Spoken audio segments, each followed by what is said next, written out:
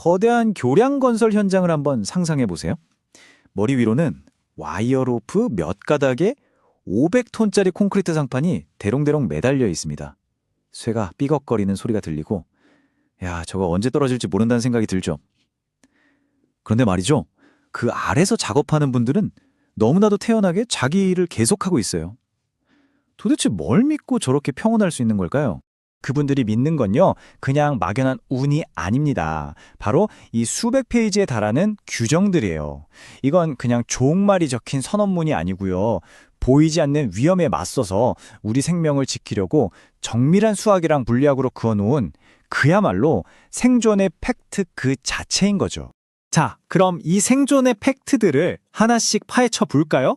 첫 번째, 싸움의 무대는 바로 예측 불가능한 땅입니다. 굴착공사 표준안전 작업 지침 제30조를 보면요. 땅을 파기 전에 지금 보시는 이 도표처럼 무려 8가지 항목을 꼼꼼하게 검토하라고 되어 있어요.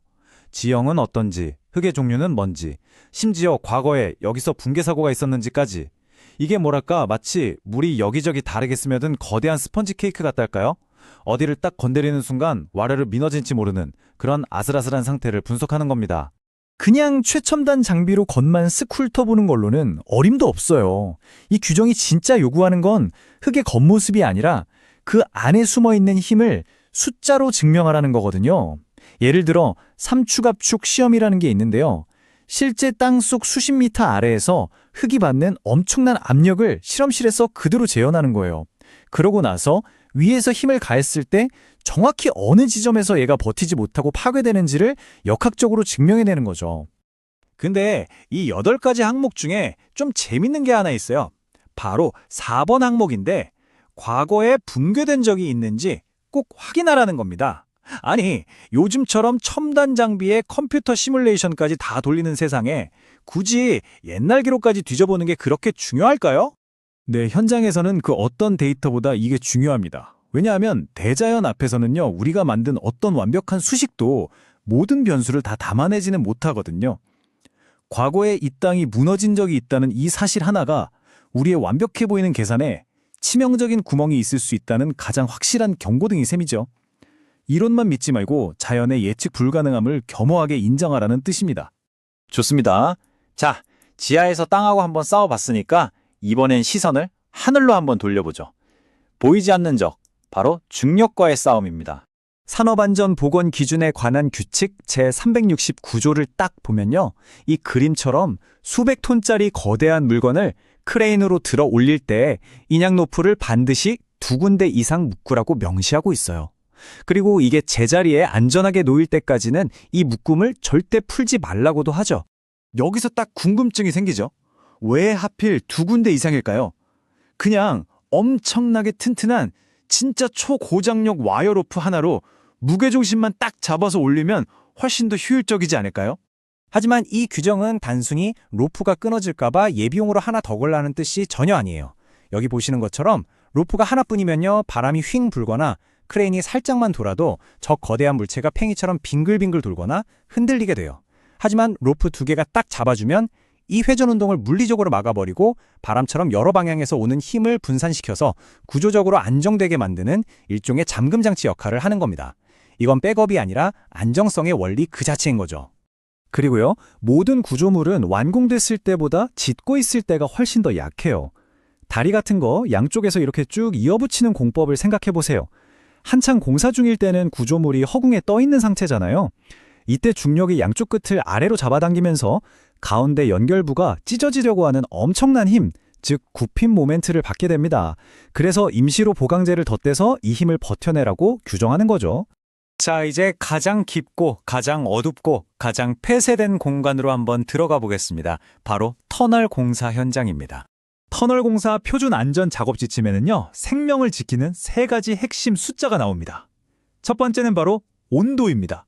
지침 제39조, 퍼널한 기온은 반드시 37도 이하로 유지해야 합니다. 두 번째 숫자는 시간입니다. 똑같은 지침에 따라서 발파 작업이 끝나면 30분 이내에 모든 유독가스가 빠져나가고 환기가 완료되어야 해요. 그야말로 생사를 가르는 골든타임이죠. 그리고 마지막 3번째 숫자는 바로 밝기입니다. 터널을 파 들어가는 가장 깊은 곳, 막장의 조도는 지침 제19조에 따라 최소 70럭스 이상을 유지해야 합니다. 어둠 속에서 위험을 알아볼 수 있는 최소한의 빛인 셈이죠. 30도, 30분, 70럭스. 방금 우리가 본 이 세 개의 숫자는요, 보시는 것처럼 완벽한 밀실인 터널 안에서 작업자의 생존을 보장하는 절대적인 법칙입니다. 그렇다면 이 숫자들, 대체 정확히 무엇을 의미하는 걸까요? 이 숫자들의 진짜 의미를 한번 보시죠. 37도는 그냥 쾌적하라고 정한 온도가 아니에요.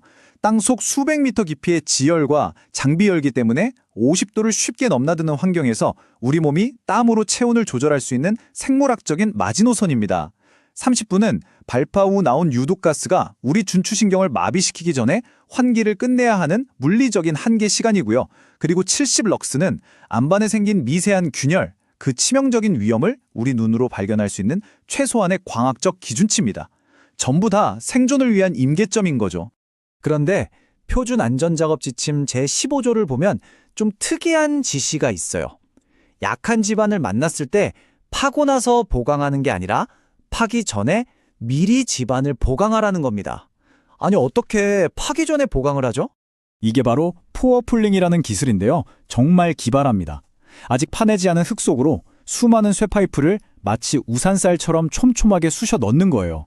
그리고 그 파이프 안으로 시멘트를 아주 높은 압력으로 쏴서 굳힙니다. 그럼 어떻게 될까요? 앞으로 내가 파고 들어갈 공간에 천장을 땅 속에 미리 만들어 놓는 거죠. 그리고 그 안전한 지붕 아래로 유유히 파고 들어가는 겁니다.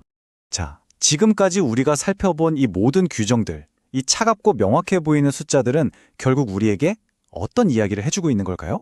오늘 우리는 교량 작업에서의 2군데 이상, 터널 환기의 30분 이내와 37도 이하, 그리고 막장 조도의 70럭스 이상이라는 아주 구체적인 숫자들을 살펴봤습니다. 이 숫자들은요, 통제 불가능해 보이는 자연의 혼돈을 통제 가능한 질서의 영역 안으로 끌어오기 위한 정밀한 톱니바퀴 같은 존재들이었던 거죠. 그렇다면 이 이야기를 마무리하면서 마지막 질문을 하나 던져보겠습니다. 이렇게 완벽하고 치밀해 보이는 역학적인 수치들, 이 숫자들의 진짜 뿌리는 과연 어딜까요? 이 규정들은 처음부터 어떤 천재가 실험실 책상에 앉아서 완벽하게 계산해낸 예언 같은 걸까요?